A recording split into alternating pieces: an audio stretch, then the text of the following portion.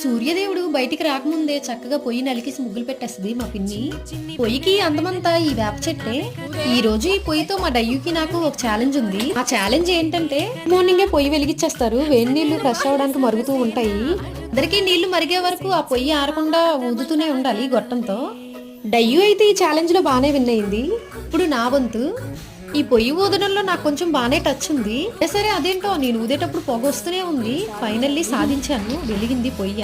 ఈ పక్కన పెద్ద గడ్డివాము ఉంది. ఏమైనా తేడా అయితే మా పని అయిపోయినట్టే.